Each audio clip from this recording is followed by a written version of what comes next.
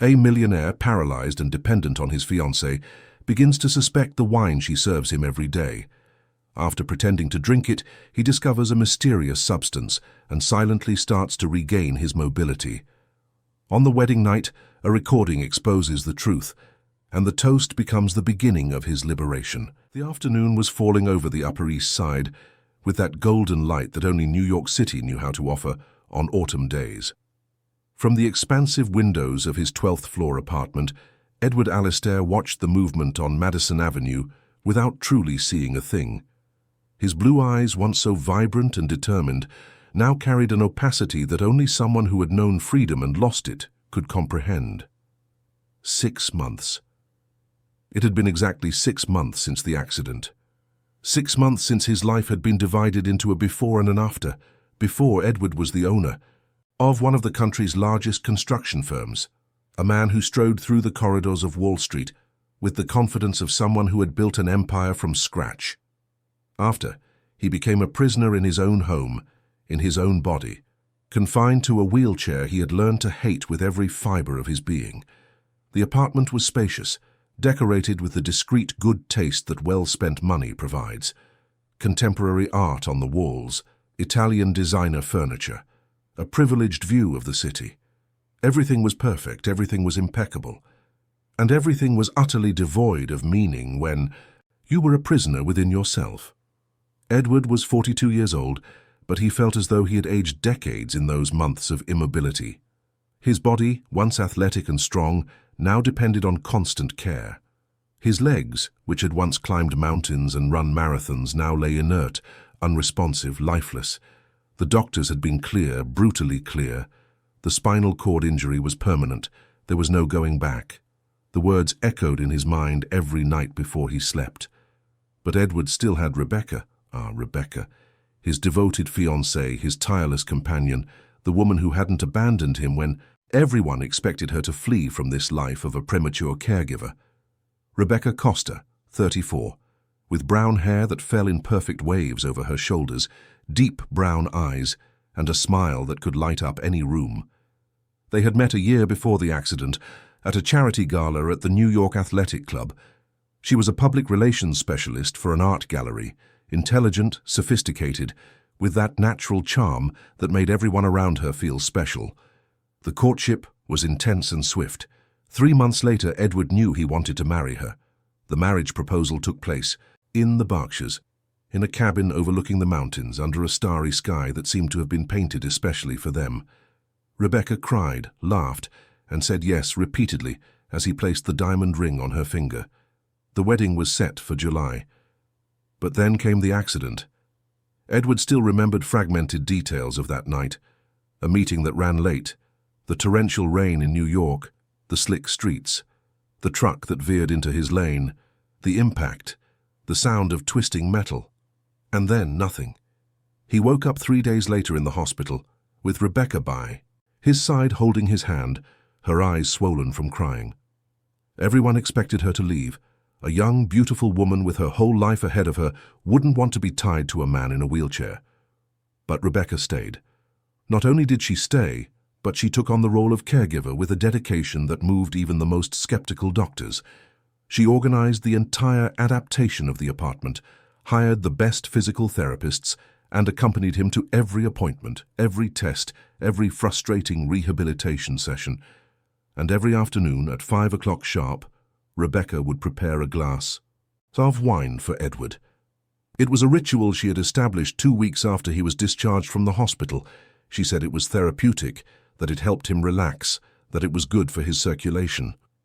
Edward didn't much care for the dubious medical justifications. He liked the ritual itself, that moment when Rebecca would sit beside him. They would talk about trivial things, and he could pretend for a few minutes that he still had a normal life. The wine was always the same, an Argentinian Malbec that Edward had appreciated even before the accident. Rebecca kept the bottles in a climate-controlled cellar in the study and prepared the glass herself, never delegating the task to anyone. She said it was a gesture of love, a way of caring for him with her own hands. Edward took a sip of the coffee cooling on his side table. His home office had been transformed into an adapted command center, a lowered desk, state-of-the-art computers, special phones. He still ran his company, still made decisions that moved millions, but always from a distance, always from a distance. His partners and directors came to him for meetings, bringing reports and presentations. Edward Alistair was still respected, still listened to, but he knew there was pity in those gazes. Pity disguised as admiration, pity masked by professional respect. The sound of the front door opening interrupted his thoughts. It was Wednesday, the day the new housekeeper was coming for the first time. Rebecca had mentioned it at breakfast. The former housekeeper, Mrs. Geraldine, had retired after 20 years of service. Edward missed her. Mrs. Geraldine had that maternal presence that brought comfort without asking too many questions. Female voices echoed down the hall. Rebecca was talking to someone, explaining the house routines, showing where the cleaning supplies were, the boss's preferences. Edward heard footsteps approaching, and moments later, Rebecca appeared at the study door, accompanied by a woman of about 45, short, sturdy, with a face marked by expression lines that told stories of hard work and much laughter. "Darling, this is Mrs. Lucy, our new housekeeper," Rebecca introduced her with her welcoming smile. "Mrs. Lucy, this is Mr. Edward." The woman curtsied slightly, with that typical respect of someone who has worked their whole life in the homes of the wealthy. "A pleasure to meet you, Mr. Edward. I'll take very good care of your home, you can count on it." Edward nodded, trying to sketch a smile. "Welcome, Mrs. Lucy. I hope you feel at home here." "Thank you, sir." Her voice was soft, carrying a sincerity that seemed genuine to Edward. It was then that he saw her. Behind Mrs. Lucy's skirts, half hidden, half curious, a little girl was peeking shyly. She must have been about 8 or 9, with brown hair in 2 braids and enormous expressive eyes that observed everything with the special attention of intelligent children. "I'm so sorry, Mrs. Rebecca," said Mrs. Lucy, looking a bit embarrassed. "The school principal called to say they were closing early today. A problem with the plumbing. I had no one to leave Isabella with. I promise she won't be any trouble. She'll stay quiet." Rebecca hesitated for a moment, and Edward noticed a shadow cross her face, but she quickly recovered her smile. "It's all right, Mrs. Lucy. Just for today, right? But she needs to stay quiet while you work." "Yes, ma'am, of course. Isabella, you stay there on the sofa with your drawings and don't make a mess." Mrs. Lucy turned to her daughter with that firm, yet loving tone only mothers know. The girl nodded obediently and curled up on the leather sofa in the study, opening a small backpack and taking out a sketchbook and colored pencils. Edward watched her with curiosity. It had been a long time since he'd had children around. He had no children of his own, had never had time to think about it before the accident, and now the possibility seemed even more distant. Mrs. Lucy and Rebecca left, continuing their tour of the house. Edward turned his attention back to the financial reports on his computer, but he could see out of the corner of his eye the girl drawing with concentration. She had a serious posture for her age, a premature maturity that usually comes from having responsibilities too early. "Do you like to draw?" Edward asked, more out of politeness than genuine interest. The girl looked up, sizing him up for a moment before answering. "I do, sir. I draw stories." "Stories?" "Yes. I draw them, and then I tell them to my mum. She says I have a writer's imagination." There was a shy pride in her voice. Edward smiled, a more genuine smile this time. "Your mother is right. Imagination is a precious gift." They returned to their silence. Edward to his work, Isabella to her drawing. The afternoon passed peacefully, punctuated only by the distant sounds of Mrs. Lucy working around the house and Rebecca talking on the phone in the living room. When the clock struck 5, Rebecca appeared at the study door, as always, with the glass of wine in her hand. She entered gracefully, approached Edward, and placed the glass on his desk. The dark liquid swirled gently inside the crystal. "Your wine, my love," she said, kissing the top of his head. "I'm going to order dinner. Are you thinking of anything specific?" "Whatever, love. Anything you want is fine." Edward picked up the glass, as he did every day, and brought it to his lips. That's when he noticed. Isabella was watching him. Not with the vague curiosity of a bored child, but with a strange, almost worried intensity. Her eyes darted between Edward, the glass, and Rebecca, who was already leaving the study. There was something in that look that made Edward pause mid-gesture. Rebecca left, closing the door behind her. Edward was left with the glass suspended, looking at the girl. Isabella bit her lower lip, an expression of internal conflict passing over her small face. She glanced at the closed door, then back at Edward, and then, in a swift movement, she got up from the sofa and approached his wheelchair. "Sir," she whispered, her voice barely audible, "you shouldn't drink that." A chill ran down Edward's spine. "What? Why?"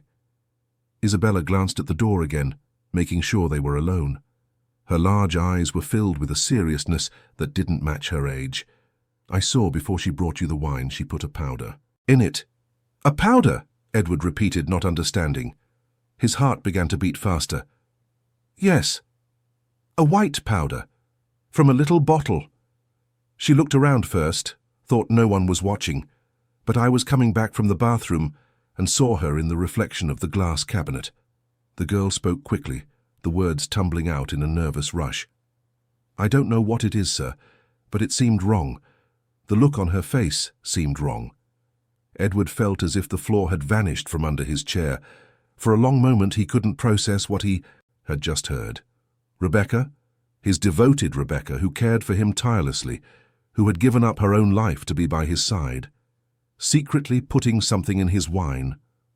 "Are you sure of what you saw?" he asked, his voice coming out hoarser than he intended. Isabella nodded vigorously. "I am, sir. I saw it clearly." She took a little bottle from her purse, looked around, put the powder in the wine, and stirred it with a little spoon. Then she put everything away quickly and brought it here. Edward looked at the glass in his hand as if it were a snake about to strike. The dark liquid, which had always seemed comforting, now had a sinister appearance. Was he becoming paranoid? Should he believe a 9-year-old child? But something in the raw sincerity of those eyes, something in the urgency of that whisper, caused a seed of doubt to sprout in his chest. "Why are you telling me this?" he asked. Isabella shrugged, but her eyes remained steady. "Because my mom taught me you have to do what's right. And it doesn't seem right for the pretty lady to put secret stuff in the drink of the man who can't walk. It seems like something a villain from a soap opera would do." Despite the tense moment, Edward almost laughed. A soap opera villain. A child's imagination might seem exaggerated, but what if it wasn't? What if there was something truly wrong happening right under his nose? "Isabella, you can't tell anyone you told me this. Not your mother, not anyone, understand?" He needed to think, to investigate, but he couldn't risk Rebecca finding out he was suspicious. "You got it, sir. I can keep a secret." The girl made the gesture of zipping her lips. Footsteps echoed in the hallway. Mrs. Lucy was calling for Isabella, saying it was time for them to leave. The girl gave one last significant look at the glass in Edward's hand and ran back to the sofa, gathering her drawings and pencils with hurried movements. Edward was left alone in the study, the glass of wine still in his hand, his mind racing. Could it be true? Was Rebecca really putting something in his drink? And if so, what? And more importantly, why? He looked out the expansive window. The sun was beginning to set, painting the sky in shades of orange and pink. New York was preparing for another night. People heading home, traffic jams, normal life pulsing outside while he was trapped inside. Trapped in his chair, trapped in his house, and maybe, just maybe, trapped in something far more sinister than he could ever imagine. With a decisive move, Edward wheeled his chair to the small potted palm tree that decorated a corner of the study. He glanced at the door one more time, making sure he was alone, and poured the contents of the glass into the plant's soil. The dark liquid was absorbed quickly, disappearing among the roots. He wiped the residue with a tissue and returned to his original position. When Rebecca returned minutes later, she found the empty glass on the desk, as always. "Finished it all?" she asked, smiling as she collected the glass. "You drank it faster than usual today." "I was thirsty," Edward lied, forcing a smile. He watched her face carefully, searching for any sign, any indication that Isabella's words were true. But Rebecca was the same as always, beautiful, caring, attentive. "Good, love. "Dinner will be here in half an hour. I'll help you to the living room." She approached, positioning herself to help him transfer from the chair. Her hands touched Edward's arms with the familiarity of someone who had repeated the gesture hundreds of times. As he was pushed down the hallway, Edward felt a strange sensation, a mix of fear and something else, something he couldn't name. For the past few days, no, the past few weeks, he had felt odd things. Very light, tingling in his legs, so subtle he thought it was his imagination. Sometimes, when he was lying in bed at night, he had the impression he could move a toe, but when he tried consciously, nothing happened. The doctors had said it was common to have phantom sensations, that the brain sometimes invented signals that didn't exist as a way to compensate for the loss. But what if they weren't phantoms? What if there was something preventing his recovery, something he ingested every day trustingly without question? Dinner was quiet as always. They talked about trivialities, about his workday, about her plans to redecorate the guest room. Rebecca was excited, talking about fabrics and colors, showing him pictures on her phone of furniture she wanted to buy. She seemed genuinely happy, genuinely in love. How could someone like that be poisoning her own fiancé? But the doubt was now planted, growing like a weed in fertile soil. Edward watched every gesture, every word, every look from Rebecca with new eyes. He looked for inconsistencies, searched for clues, tried to read between the lines of every smile. That night, when Rebecca helped him into bed, Edward pretended to fall asleep earlier than usual.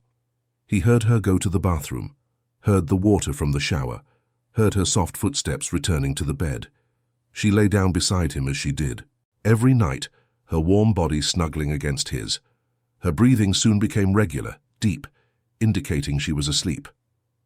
Edward lay awake for hours, his eyes fixed on the dark ceiling, his mind spinning in circles. He needed to find out the truth. He needed to know if he was going crazy, or if there was really something very wrong happening. But how? How could he investigate when he couldn't even get out of bed on his own? How could he discover the truth when he was completely dependent on the person he suspected of trying to harm him? The next day, Thursday, Edward woke with a determination he hadn't felt in months. Rebecca helped him with his morning routine, the adapted shower, the transfer to the chair. Everything the same, everything familiar. But now there was a distance, an invisible space between them that hadn't existed before. During the morning, while Rebecca went out to run some errands for the interior design firm she maintained, Edward was alone. He used this time to think, to plan. He needed proof. He needed to see with his own eyes what Isabella had described. The afternoon approached, and with it, the wine ritual. Edward positioned his chair strategically so he could see the reflection in the window pane. The afternoon sunlight created a perfect mirror, allowing him to watch the study door without turning his head. 5 o'clock sharp. Footsteps in the hall.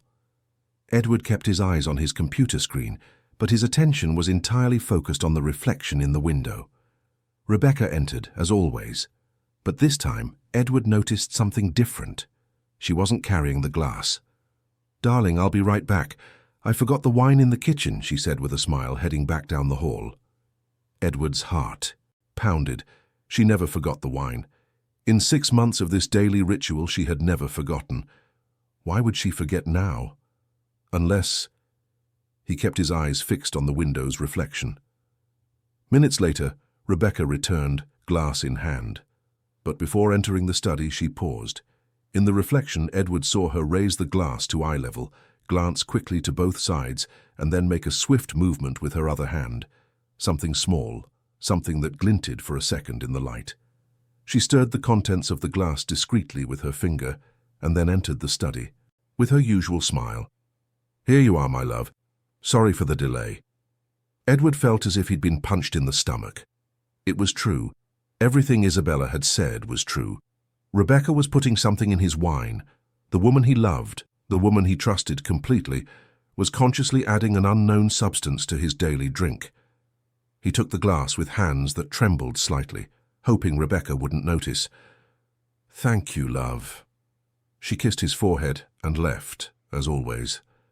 Edward waited a few seconds, made sure she was far away, and once again poured the contents into the palm tree.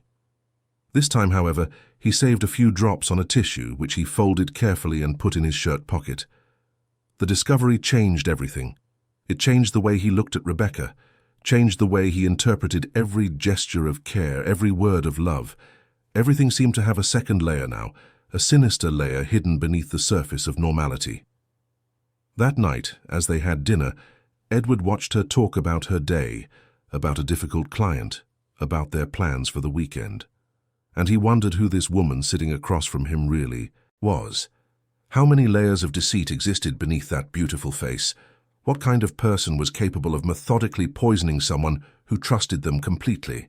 And even more terrifying, what else would she be willing to do? The answer to these questions would come in the following days, revealing a truth far darker than Edward could have ever imagined. But that night, all he had was the terrible certainty that he was not safe in his own home, in the hands of the woman who had sworn to love him until death did them part. Death. The word echoed in his mind as he feigned sleep, listening to Rebecca's peaceful breathing beside him. Was that what she wanted? For him to die? But why? What would she gain from his death? The questions kept him awake until the early hours of the morning, when exhaustion finally overcame his anxiety, and he fell into a restless sleep, filled with nightmares of wine glasses that turned into snakes and smiles that hid sharp fangs. The sun rose over New York, indifferent to the personal dramas unfolding in the luxury apartments of the Upper East Side. The city awoke to another day, noisy and chaotic as ever. And inside a 12th-floor apartment, a man trapped in a wheelchair awoke to the terrible awareness that his fight for survival was just beginning. If this story interested you, don't forget to subscribe to our channel and tell us what city you're watching from. Continuing on. The following days were a delicate dance between pretense and discovery. Edward became an actor in his own life, playing the role of the trusting, dependent fiancé, while his mind worked frantically behind the scenes. Every afternoon at 5, Rebecca brought the glass of wine with her radiant smile, and Edward accepted it with false gratitude, waiting for the moment to discard the suspicious liquid. The palm tree in his study was getting more wine than water, and Edward wondered with dark humor if the plant would survive or if it too would fall victim to the poison Rebecca administered daily. He varied the disposal sites, sometimes using the toilet when he could get to the bathroom alone, other times pouring it down the kitchenette sink when Rebecca was distracted. He became an expert at creating opportunities, at seizing every moment of distraction. The most surprising thing, however, was what began to happen to his body. On the third day of not ingesting the wine, Edward felt something he hadn't experienced in months. A tingling, not one of those neurological phantoms the doctors had mentioned, but a real, unmistakable sensation vibrating through his left thigh. He was alone in the study when it happened, and the shock was so great that he dropped the pen he was holding. He looked down at his legs as if seeing them for the first time. Were his hopes creating illusions? Or was he really feeling something? Carefully, he focused all his attention on his right leg and tried to contract the muscles. Nothing.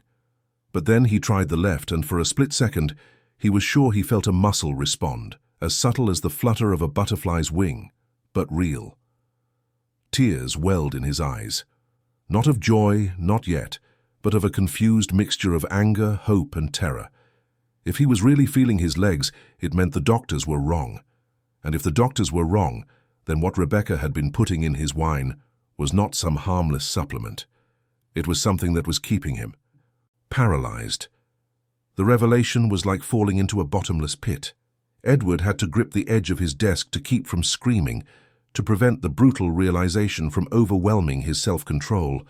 The woman who slept beside him every night, who kissed him every morning, who whispered words of love in his ear, was consciously keeping him an invalid. For how long? Since the beginning. Since the accident. He needed answers. He needed help. But who could he trust? His partners visited him regularly, but the conversations always revolved around business. His friends had gradually drifted away after the accident, with the tacit excuse that they didn't know how to act around a friend in a wheelchair. His family was small, just a sister who lived in England with her husband and children. There was one person, though, Dr. Henry Sampson, his long-time lawyer, and one of the few true friends who had remained constant even after the accident. Henry was old school, a man in his 60s who had been practicing law for 4 decades, discreet, intelligent, and above all, loyal. Edward waited until a morning when Rebecca left for a meeting with suppliers. She mentioned she would be out for at least 3 hours, enough time.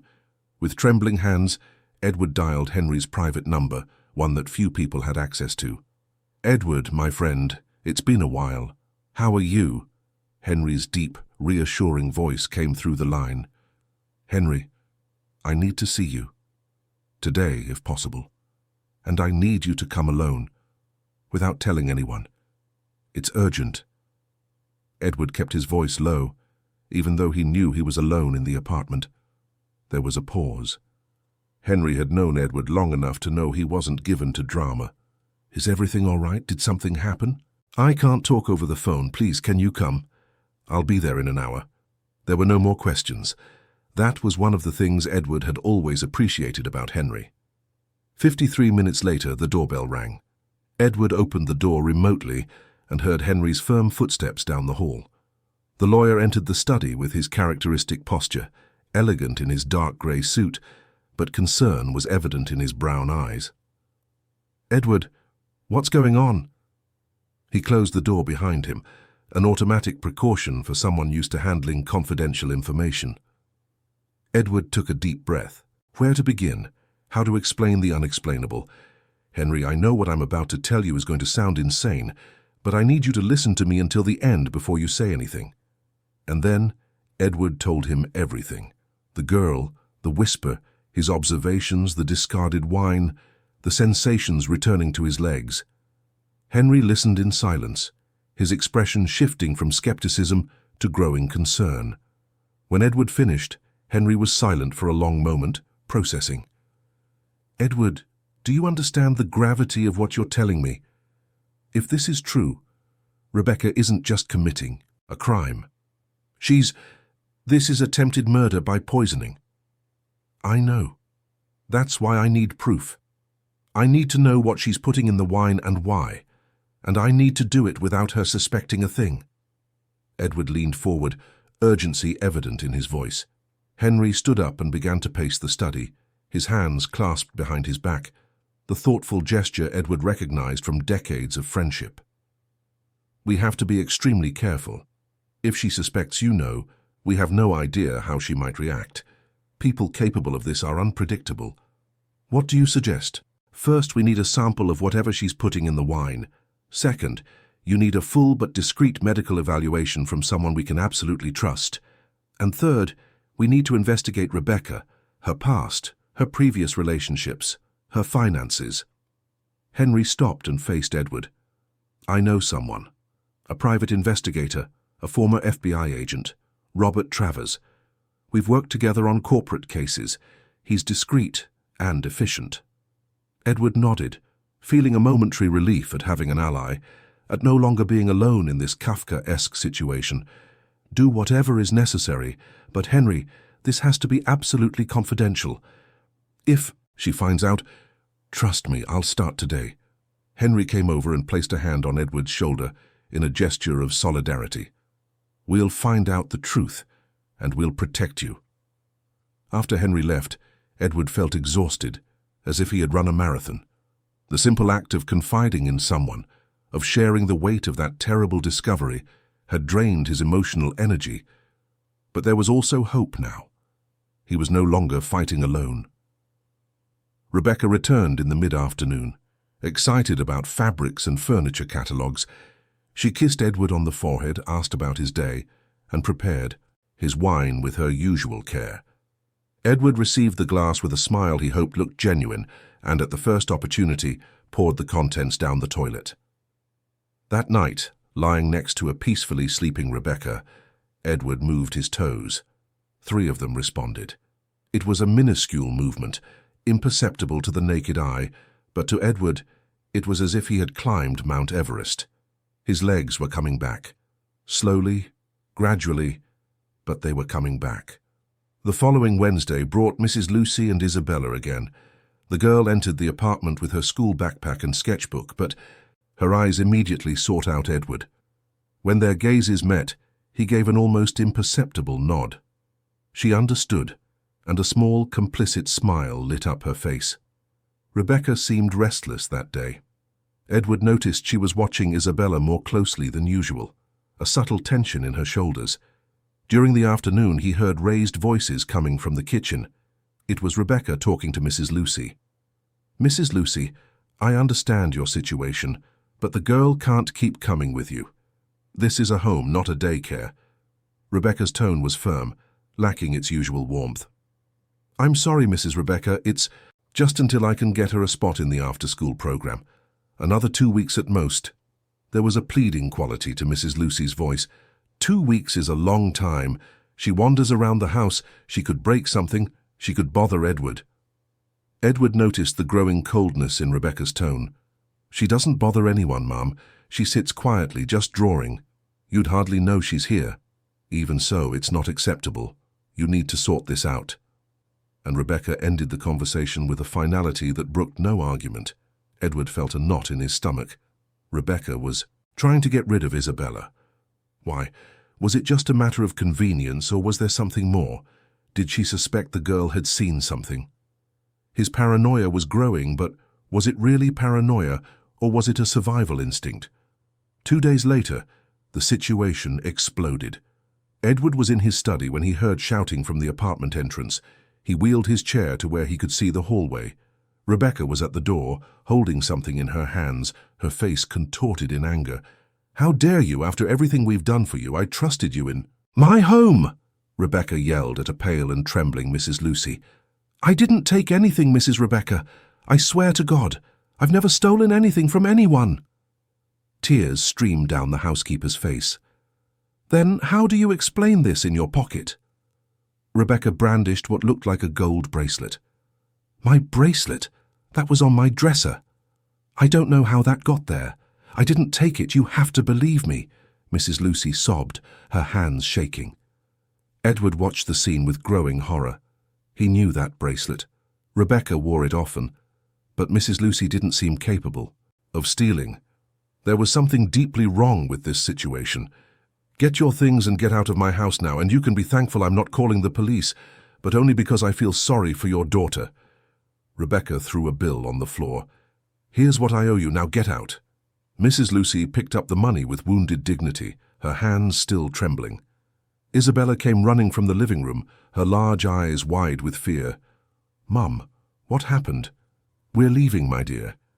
Mrs. Lucy took the girl's hand and turned to go, but before she left, Isabella looked back, her eyes meeting Edward's.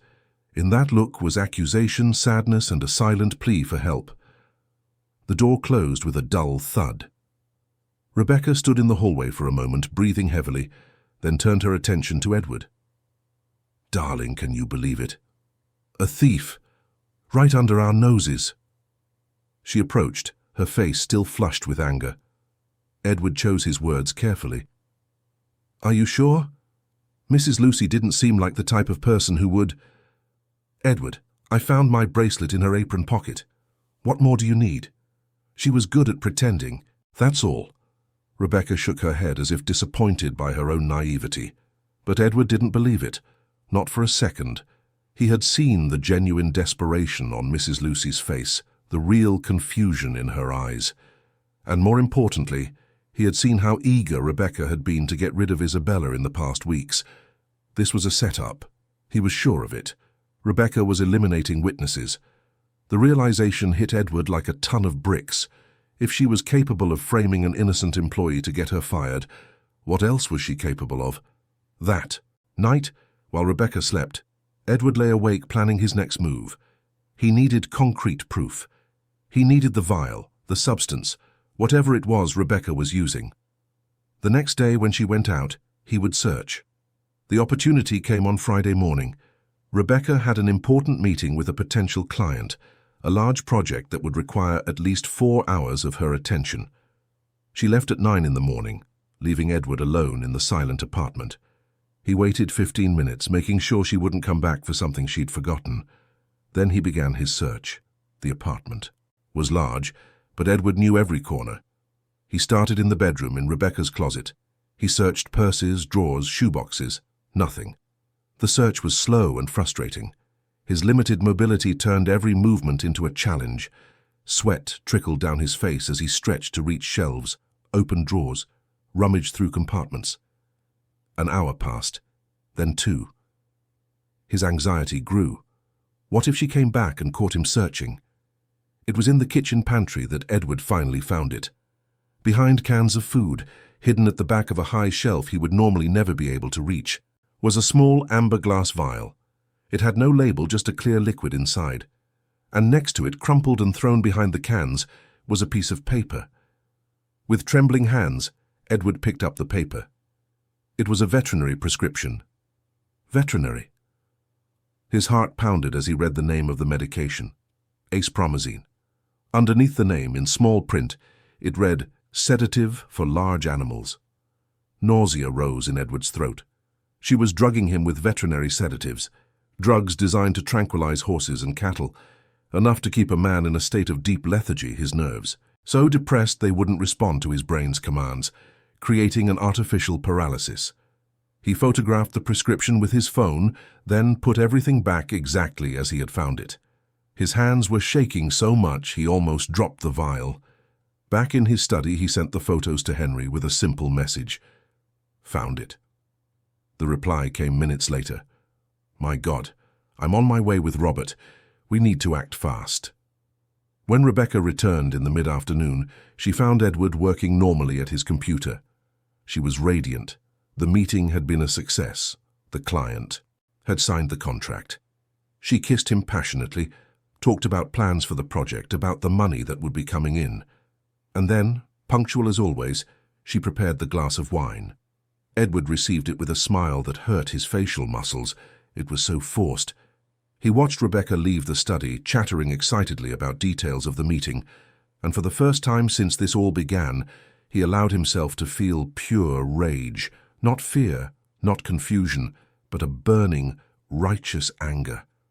This woman, this creature he had loved, whom he had trusted with his life and his heart, was systematically destroying him. And for what? Why? These questions needed answers. Henry and Robert Travers arrived early that evening, while Rebecca was in the shower. Robert was a man in his 50s, with short-cropped grey hair and eyes that seemed to assess and catalogue everything in seconds. He had the bearing of someone accustomed to handling dangerous situations. "Mr. Alistair," Robert greeted him, his voice low and controlled. "Dr. Sampson has briefed me on the situation. This is very serious." Edward handed him the phone with the photos of the prescription. Robert examined it with professional attention. "Acepromazine, she's using you as a guinea pig for veterinary drugs. The dosage here is enough to sedate a racehorse. In a human, especially administered daily, it can cause permanent neurological damage, heart problems, liver damage." He paused. "Mr. Alistair, if you continue taking this, even if you stop now, you could have permanent consequences. I stopped a week ago, and I'm starting to feel my legs again," Edward shared, a mix of hope and terror in his voice. Robert nodded slowly. "Then it's likely your paralysis was never real, or at least not as extensive as the doctors thought. The drugs were masking any natural recovery your body was trying to make." The realization was both liberating and devastating. Edward could have been walking again months ago, if not for Rebecca poisoning him daily. "We need to investigate her past," Henry said. "Understand why she's doing this." "I've already started," Robert replied, pulling a tablet from his briefcase. "And what I've found is disturbing. Rebecca Costa has had 3 serious relationships in the last 10 years, all with wealthy men. All 3 suffered debilitating accidents during the relationship. 2 died, 1 lives in a permanent care facility, diagnosed with early-onset dementia at 52. The silence that followed was as heavy as lead. Edward felt the world spin around him. "She's a professional," he whispered, more to himself than to the others.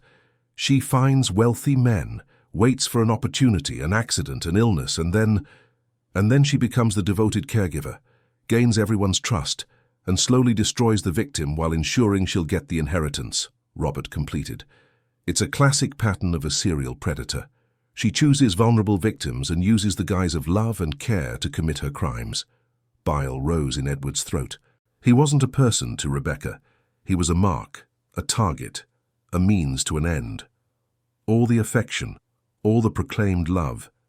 It was all a lie, a carefully calibrated performance to keep her victim docile and trusting while she slowly destroyed him. "What do we do now?" Edward asked, his voice hoarse. "Now," Henry said with determination, "we build a case. We gather all the evidence, document everything, and when we have enough, we hand her over to the police."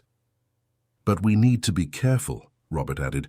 "She can't suspect anything. If she realizes we're on to her, she might accelerate her plans or flee. We need to catch her in the act with irrefutable proof." The bathroom door opened down the hall. Rebecca was coming out. The three men exchanged a quick glance. Henry and Robert stood up, assuming a casual posture. "Oh, Henry, Robert, I didn't know you were here." Rebecca appeared at the study door, beautiful in her silk robe, damp hair falling over her shoulders. "How are you both?" "Doing great, Rebecca. We just stopped by to discuss some details of the merger contract Edward is negotiating." Henry lied with professional ease. "Oh, that's wonderful. Are you staying for dinner?" She smiled, the same warm smile that won everyone over. "Unfortunately, we can't. We have other commitments, but thank you for the invitation." Robert smiled too, but Edward could see it didn't reach his eyes. After the two men left, Rebecca approached Edward and kissed the top of his head. "I'm so glad you're still managing the business. It shows you haven't given up." "I'll never give up," Edward replied, and for the first time in weeks he truly believed it. That night, lying beside the woman who wanted to destroy him, Edward moved his toes again. 5 of them responded now. His strength was returning, and with it, his determination to no longer be a victim. He would fight, he would expose Rebecca, and he would take his life back. Outside, New York slept under a blanket of twinkling lights. Millions of intertwined lives, each with its own struggles, its own secrets. And inside an apartment on the Upper East Side, a man the world thought was finished was quietly planning his resurrection. The following weeks were a delicate dance between pretense and discovery. Edward became an actor in his own life, playing the trusting fiancé while his mind worked behind the scenes. Every afternoon at 5, Rebecca brought the glass of wine, and Edward discreetly disposed of it in plants, the sink, or the toilet. The most surprising thing was what began to happen to his body. On the 3rd day without the wine, Edward felt a real tingling through his left thigh. He looked at his legs as if seeing them for the first time. Carefully, he tried to move his left leg. For a split second, he felt a muscle respond. It was real. The revelation was brutal. The woman sleeping beside him was consciously keeping him an invalid. He needed help. Dr. Henry Sampson, his lawyer and longtime friend, would be the right person. Edward waited until Rebecca left for a meeting. With trembling hands, he called Henry. "I need to see you. Today, if possible. Alone. It's urgent." 53 minutes later, Henry entered the study, concern evident in his eyes. Edward took a deep breath and told him everything. The girl, the whisper, the discarded wine, the returning sensations. Henry listened in silence, his face shifting from skepticism to alarm. "Edward, if this is true, it's attempted murder by poisoning," Henry said. "I need to bring in Robert Travers, a private investigator and former agent. He's discreet and efficient." In the following days, Edward continued his pretense. That night, he moved 3 of his toes. His legs were coming back. The following Wednesday brought Mrs. Lucy and Isabella again. Rebecca seemed restless, watching Isabella with tension. During the afternoon, Edward heard raised voices from the kitchen. "Mrs. Lucy, the girl can't keep coming with you. This is a home, not a daycare," Rebecca said coldly. 2 days later, shouts came from the entrance. Rebecca was accusing Mrs. Lucy of stealing a bracelet. "I didn't take anything, I swear to God," the housekeeper cried. Edward watched in horror. It was a setup. Rebecca was eliminating witnesses. Isabella looked back before leaving, her eyes meeting Edward's with a silent plea for help. Edward knew he needed the vial, the substance Rebecca was using. On Friday, when Rebecca left for a long meeting, Edward began his meticulous search. It was in the kitchen pantry that he found it, hidden behind cans, an amber glass vial and a crumpled piece of paper. It was a veterinary prescription, acepromazine, a sedative for large animals. Nausea rose in Edward's throat. She was drugging him with veterinary medicine. He photographed everything and sent it to Henry. Found it. Henry and Robert arrived that evening. Robert examined the photos. Acepromazine, a dose high enough to sedate a horse. In humans, administered daily, it causes severe damage.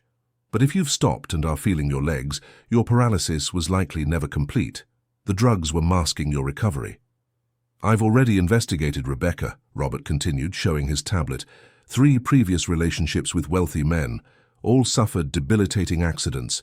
2 died, 1 lives in a facility. It's a pattern of a serial predator. Edward's world spun. He was just another victim. What do we do? We build a solid case, but we need to catch her in the act, Henry said. When Rebecca appeared, the 3 men feigned a business conversation. After they left, Edward moved 5 of his toes. His strength was returning. He was going to fight. In the following days, they devised a plan. They needed a recorded confession. Henry located Mrs. Lucy in the Bronx. Their life had worsened since the dismissal. In a discreet cafe, Edward explained everything. Mrs. Lucy cried when she learned the truth. Robert proposed the plan. Isabella, with a hidden recorder, would return to the apartment. An innocent visit. Rebecca, feeling superior, might expose herself. After assurances of her safety, Mrs. Lucy reluctantly agreed.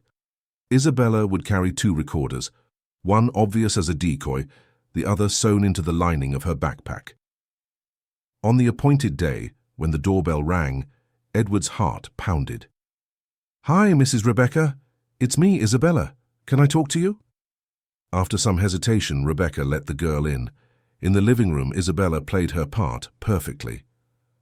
"My mum didn't steal the bracelet. Do you believe me?" "Isabella, dear, I found it in her apron. But you put it there, I saw you. And I also saw you put powder in Mr. Edward's wine." The air changed. Rebecca leaned in, her eyes narrowing. "You're a very smart little girl. But do you know what happens to little girls who are too smart? They end up getting hurt. Are you going to hurt me? Who would believe you? Mr. Edward is so full of sedatives he barely knows what day it is. In a few months he won't even remember his own name. And then everything will be mine." The mask fell completely.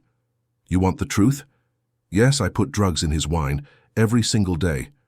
And I'll keep doing it until he's so dependent he can't breathe on his own. And once we're married, I'll increase the dose." "Why are you doing this?" "Because rich, lonely men are easy targets. Edward is the 4th, did you know? And each one was easier than the last." Her smile was venomous. "If he died, it would be a tragedy. The grieving widow gets the inheritance. But I prefer to keep them alive just long enough to sign all the papers." It was then that Rebecca noticed the backpack. "What do you have in there?" She found the decoy recorder and smashed it. "You little viper! Get out of here! And if you or your mother show up again, I'll make sure you regret it." Isabella ran out. In his room, Edward had heard enough. He sent a message to Henry. "What happened?" "We have everything. Rebecca confessed to it all." Edward closed his eyes, relieved. They had the proof. The wedding was set for 2 weeks from then. They had that time to turn the hunter into the prey. That night, Edward slept soundly. He finally had a weapon.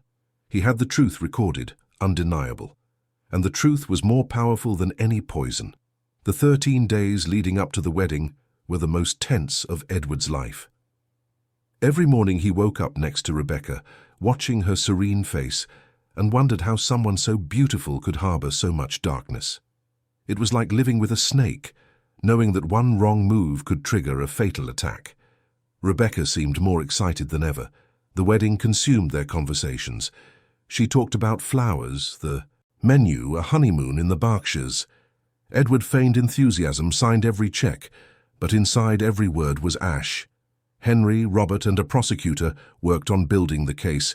Isabella's recording was pure gold, irrefutable evidence, but they wanted more. They wanted to catch her in the act, preparing the poisoned wine.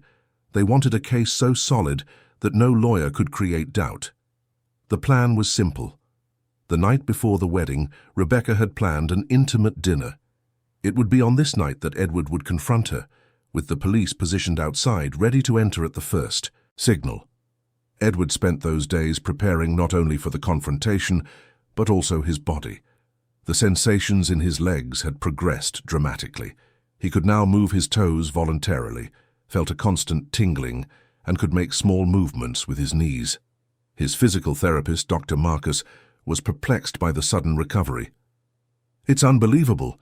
It's as if your body was just asleep and has finally woken up," the therapist said, shaking his head. Edward didn't correct him. He let them think it was a medical miracle. Only he, Henry, and Robert knew the dark truth. Robert continued his investigation. He had contacted the families of the previous victims, obtaining statements that painted an unequivocal pattern. One of Michael Ferrer's sons called, "My life was destroyed watching my father waste away. We knew something was wrong, but we couldn't prove it. Please don't let her get away with it." Edward promised he wouldn't. The eve of the wedding arrived. The morning dawned clear over New York, the sky a cloudless blue. Edward woke up, knowing that by the end of that night, his life would have completely changed. Rebecca was radiant. She hired a team to decorate the apartment with candles and flowers. "Tomorrow we'll be husband and wife," she whispered in Edward's ear. "Finally, you'll be all mine." The words sent a chill of horror down Edward's spine. Completely hers. Completely under her control. That's what she wanted. A property to manipulate until nothing was left but a hollow shell that signed checks. The afternoon passed in preparations. Edward made final calls, confirmed details with Henry and Robert. Everything was ready. The police would be in position at 8. Edward would have a panic button in his pocket. One press, and they would raid the apartment. At 7, Rebecca began the final preparations. She had ordered food from a sophisticated restaurant. The table was set with fine china and crystal. Candles created an intimate atmosphere. Soft music played. It was a perfect picture of romance, except for the rot beneath the surface. Edward put on a light blue dress shirt. If he was going to confront his demon, he would do it with dignity. Rebecca emerged in a stunning red dress. "You look beautiful," he said, because it was true. The monster wore a beautiful mask.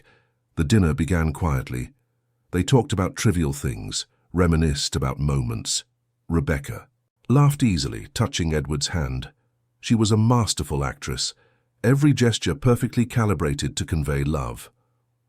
"I'll get the wine," she announced after the appetizer.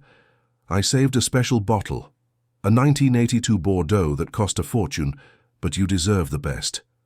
She disappeared into the kitchen. Edward discreetly touched the panic button. One press. Outside, Robert received the signal and alerted the police. 5 minutes. Rebecca returned with 2 glasses of red wine. A toast. To our future together. To a life of love and happiness. Edward raised his glass but didn't drink. "Rebecca, before we toast, I need to ask you something." "Of course, love. What is it?" "Do you love me?" The question came out simple, direct. Rebecca laughed. "Of course I love you, Edward. How can you ask that? Answer me honestly. Do you really love me? As a person? As Edward?"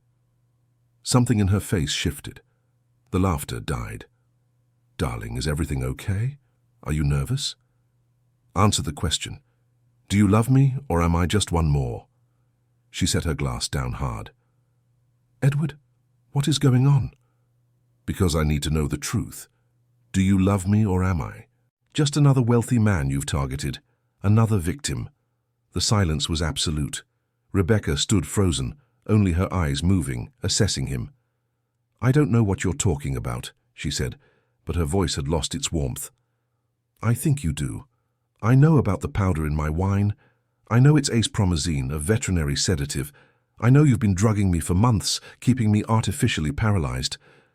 Rebecca's face went pale. "Edward, Who put these absurd ideas in your head? Isabella warned me. She saw you putting the powder in. That girl, Rebecca hissed. I knew she was trouble. She saved my life. And thanks to her, I stopped drinking the wine weeks ago, and my legs started to respond. Because I was never permanently paralyzed. You were keeping me in that state. Rebecca stood up abruptly. You have no proof. Actually, I do. I found the vial, the prescription, and more importantly, Edward pulled out his phone. I have you confessing everything to Isabella, every word recorded. For a moment, Rebecca looked shocked. The recorder. I destroyed it. You destroyed one. There were two. Edward pressed play. Rebecca's voice echoed cold and cruel, confessing her crimes. As the recording played, Edward watched the transformation. The mask crumbled completely. When it finished, she stared at him with pure venom. You're smarter than I thought. I'm surprised. The others never suspected until it was too late. How many, Rebecca? How many men have you destroyed? She laughed humorlessly. Besides you? 3 completely. 2 others I gave up on. You would have been the best. Your fortune, your connections. I would have lived like a queen. But why? Why? She leaned forward. Because men like you are pathetic, desperate, easy to manipulate. Because it's easier to marry money. And because I'm good at it. It was then that the door burst open. Robert entered, followed by 4 police officers. Rebecca spun around, her eyes widening. Rebecca Costa, you're under arrest for attempted murder, poisoning and fraud, an officer announced. No, Edward, help me, darling, please, she screamed, backing away. But the plea was as fake as everything else about her. Edward watched as she was handcuffed, read her rights, and escorted out. She screamed threats, then pleas, then curses. But none of it mattered. The game was over. After she was taken away, the apartment felt strangely empty. Henry came. It's over, Edward, it's over. Thank you, my friend, for everything. In the days that followed, the story dominated the headlines. More victims were identified, more crimes uncovered. The trial was swift. With the recording and the evidence, there was no doubt. Rebecca was sentenced to 28 years in prison. Edward focused on his recovery. With the sedatives stopped, his body responded remarkably. Intensive physical therapy brought constant progress. Dr. Marcus documented every step, marveling. Edward also repaired the collateral damage. He offered Mrs. Lucy and Isabella a rent-free apartment and an education fund. You don't have to do this, sir, Mrs. Lucy cried. You saved my life. This is the least I can do. Months passed. Winter gave way to spring. Edward continued his rehabilitation with determination. Each day brought new victories. First, he stood with support. Then, he took a wobbly step, but a step nonetheless. It was in October, 6 months after the arrest, that it happened. Edward was in physical therapy. I want you to take 5 steps without holding on, Dr. Marcus said. Edward hesitated. It was terrifying. But he thought of everything he had overcome. If he could defeat Rebecca, he could take 5 steps. Let's do this, he said, letting go of the bars. He wavered, but found his balance, and he took a step, then another. 5 steps turned into 10, then 15. Edward was walking, truly walking, without support. Dr. Marcus applauded, tears in his eyes. You did it! Edward looked down at his legs. Tears streamed down his face, tears of triumph, of rebirth. He had come back from hell, and now he was standing. That night he organized a special dinner. He invited Henry, Robert, Dr. Marcus, Mrs. Lucy, and Isabella. When they arrived, he was at the door, standing, walking to greet them. Shouts of joy, hugs, and tears filled the apartment. During dinner, they toasted with sparkling cider. You all gave me my life back, Edward said, his voice thick with emotion. Isabella approached with her sketchbook. I made something for you, sir. She showed him drawings telling their story. A sad Edward, the girl whispering, the fight, Rebecca's arrest, and finally, Edward standing tall, smiling, with a bright sun overhead. It's beautiful. May I keep it? I made it for you, so you never forget. You can always start over. Edward hugged the girl, marveling at her wisdom. The months continued. Edward gradually returned to the office. He restructured his company, implemented new projects, but he also changed his priorities. He started a foundation for victims of abuse. He made significant donations. He used his platform to speak out about predators. For the first time in years, Edward was genuinely happy. Not a superficial happiness, but a deep one that comes from purpose, from real connections, from having survived the worst and emerged stronger. A year after the arrest, Rebecca tried to contact him from prison. A letter full of apologies, claims of remorse. Edward read it once, tore it into pieces and threw it in the trash. There was no room for poison from the past. One of Michael's sons called. "I wanted to thank you for having the courage to expose her. My father will never be okay, but knowing she was punished gives us peace." Edward hung up with tears in his eyes. It wasn't just about him. It was about all the victims, all the families who deserved justice. That afternoon, Edward walked to Central Park. Not in a chair, not with a cane, but on his own 2 legs. The sun shone down on New York. Children played, couples strolled, life was happening. Edward stopped in front of the lake watching the ducks, and he felt pure gratitude for being alive, for being on his feet, for having been saved. His phone rang. It was Isabella. "Mr. Edward, I got an A on my essay. The teacher said I'm a really good writer." "Of course you did, kiddo. You're brilliant. Keep writing. The world needs brave people like you." "You're brave too, sir, and I really admire you." After he hung up, Edward kept walking, step after step, strong and sure, through the park, through life, through the future he had reclaimed. The past no longer defined him. Rebecca no longer defined him. He was defined by his survival, by his choice to turn trauma into purpose. The sun began to set, painting the sky in hues of orange and pink, and Edward, who a year ago had lost almost everything, now stood under that sky, completely free, completely alive, completely reborn. Step by step, he had rebuilt not just his movements, but his entire life. And as he looked at that sunset, Edward Alastair knew that every single step had been worth it. End of story, dear listeners. We hope the story of Edward Alastair, Rebecca, and the brave little Isabella has touched your heart. If you were moved by this journey of survival, betrayal, and rebirth, leave a like, subscribe to the channel, and tell us in the comments what marked you most in this story. Every day we bring intense stories like this one, revealing the deepest side of the human soul, exploring themes of courage, justice, and the strength we find even in the most difficult moments. Each story is a life lesson, a reflection on the challenges we face and the hope that moves us.